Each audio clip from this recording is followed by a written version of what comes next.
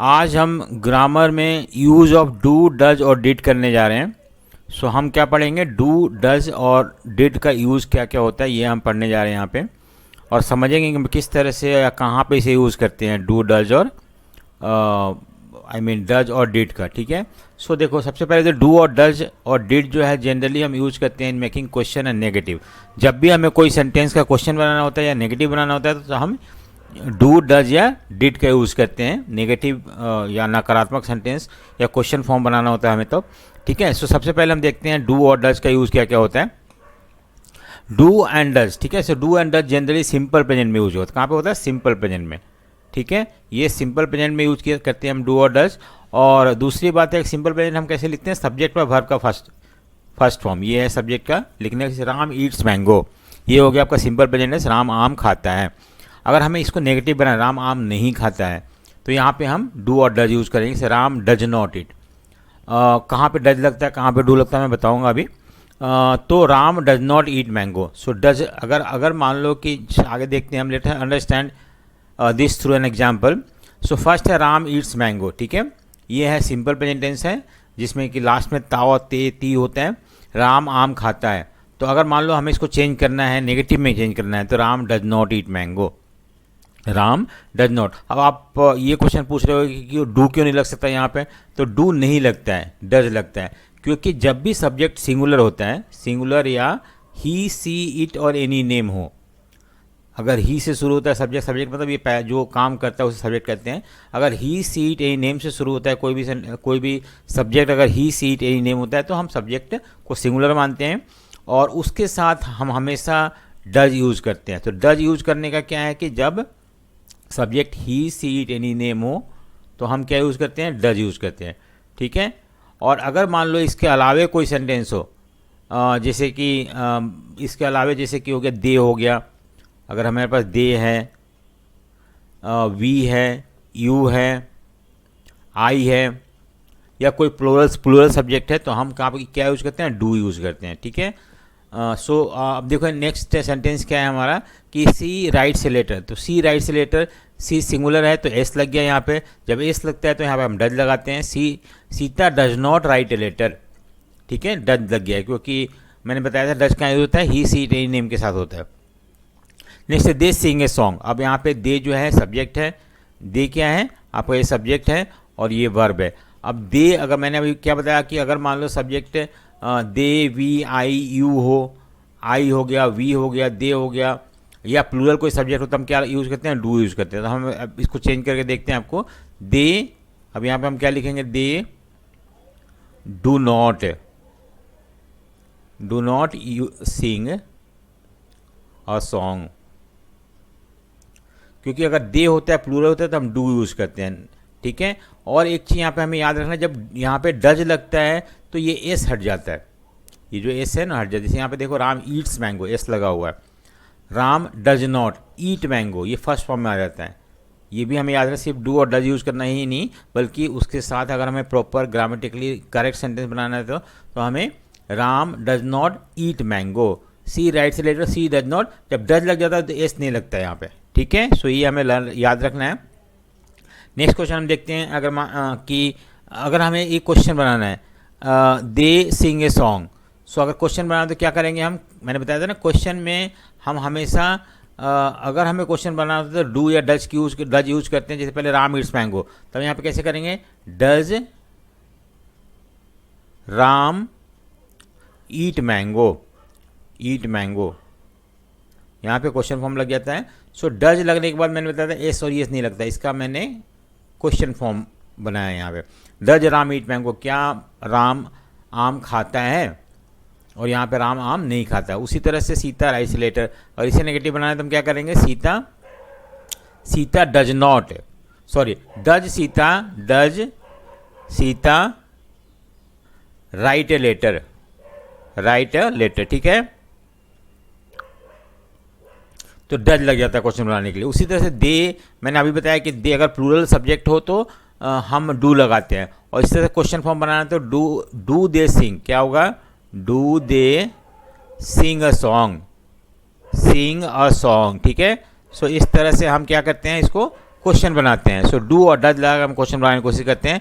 Next हम देखते हैं, so we go to school. देखो वी है तो वी जो मैंने बताया था ना कि अगर सब्जेक्ट प्लूरल हो, वी, यू, आई, दे, तो हम डू लगाते हैं। So we do not go to school. और यही नेगेटिव बनाना है क्वेश्चन, ये तो नेगेटिव बन गया, नॉट लग गया। क्वेश्चन बनाया तो do we go to school. ठीक है, तो इस तरह से हम इसको क्वेश्चन बनाते हैं डू यूज करके सिंपल प्रेजेंट में। यहाँ पे भी ये सिंपल प्रेजेंट है, सब्जेक्ट और वर्ब का फर्स्ट फॉर्म यानी कि सिंपल प्रेजेंट है ये। तो she sleeps at 10 o'clock, she does not sleep. She के साथ सी मैंने बताया था ना, she does not sleep at 10 o'clock। ठीक है, यहाँ पे मैंने क्या बताया कि अगर डज लगने के बाद एस हट जाता है, इसलिए हम स्लीप्स नहीं लिखा हूँ, मैंने स्लीप लिखा हूँ। और अगर हमें ये क्वेश्चन बनाना है क्या वो 10 बजे सोती है, so does she sleep at 10 o'clock। Question है तो यहाँ क्वेश्चन मार्क लगाएंगे हम। नेक्स्ट है आई रन फास्ट। तो आई रन फास्ट का क्या होगा, नेगेटिव क्या हो जाएगा, आई के साथ डू लगता है, I do not run fast. और do I run fast, do I run fast. ठीक है, ये क्वेश्चन बन गया। जब डू बाहर आ जाता है तो क्वेश्चन बन जाता है, डू अगर अंदर लगा कर नॉट लगाते तो नेगेटिव बन जाता है। और कुछ एग्जांपल हम करते हैं यहाँ पे। सो टॉमी डज या do not like old school. अब देखो यहाँ पे तो कौन सा लगेगा, डज या डू लगेगा। तो यहाँ पे टॉमी ही सी नेम है तो यहाँ पे डज लग जाएगा। ठीक है, Tommy does not. They do not play cricket, they plural है या वी, आई, यू, दे के साथ हमेशा डू लगता है तो यहाँ पे डू लगता है, they do not play cricket. ठीक है, we does not go to school. So we के साथ डज या डू लगेगा तो वी प्लूरल है तो डू लग जाता है। आई डू नॉट डू और डज नॉट स्पीक इंग्लिश। आई है तो आई को हम प्लूरल मानते हैं जनरली, तो उस तरह से यहाँ आई डू नॉट हो जाएगा। ठीक है, नेक्स्ट है कि यू डू और does not speak well with your father, यानी कि आप अपने पापा के साथ अच्छी तरह से बात नहीं करते हो। तो यू क्या है, यू हम इवन दो सिंगुलर है लेकिन हम इसे प्लूरल मानते हैं और इसके साथ हम डू लगाएंगे।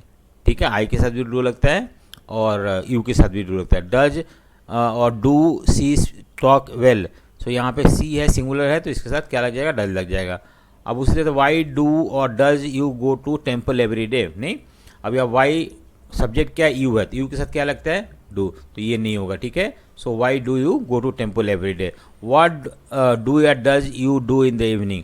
अब यहाँ पे यू है तो क्या हो जाएगा, डू लग जाता है। मैंने बताया यू, आई, वी, दे के साथ डू लगता है। सो वेयर डज और do you go on Sunday, आप संडे को कहाँ जाते हो। सो वेयर यहाँ पे यू है तो यू के साथ डू लग जाएगा। ठीक है, उसी तरह व्हाट डज और do he comes here, when does और डू ही कम्स हियर। सो ही है यहाँ पे तो यहाँ पे क्या लग जाएगा, ही के साथ हमेशा डज लगता है। सो मैंने पहले बताया आपको। अब कैसे यूज ऑफ डिड, मैंने बताया था ना, डिड का भी हम समझेंगे। यहाँ पे डिड का यूज़ क्या होता है। So did use in simple past to change the sentence into negative. तो हम सिंपल पास्ट में जब भी कोई सेंटेंस को नेगेटिव या क्वेश्चन फॉर्म बनाते हैं तो उस समय हम क्या यूज़ करते हैं, डिड यूज़ करते हैं। जैसे example, Ram ate mango.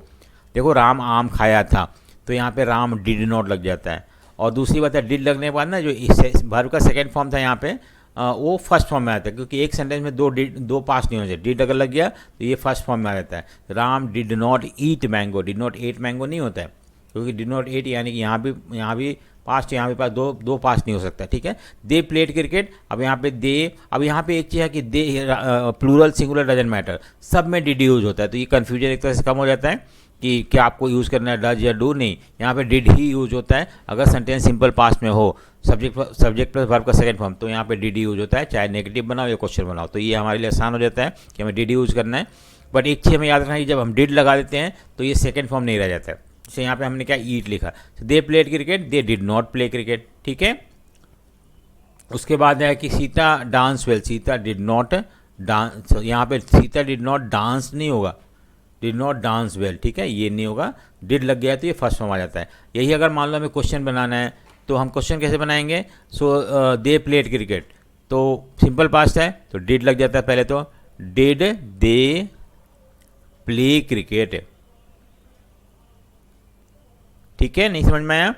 Did बाहर आ जाता है पहले और उसके बाद ये सेकेंड फॉर्म फर्स्ट फॉर्म में आता है, क्योंकि मैंने बताया कि 2 पास्ट एक सेंटेंस में नहीं हो सकता है। सीता डांस वेल, तो डिड सीता डांस वेल।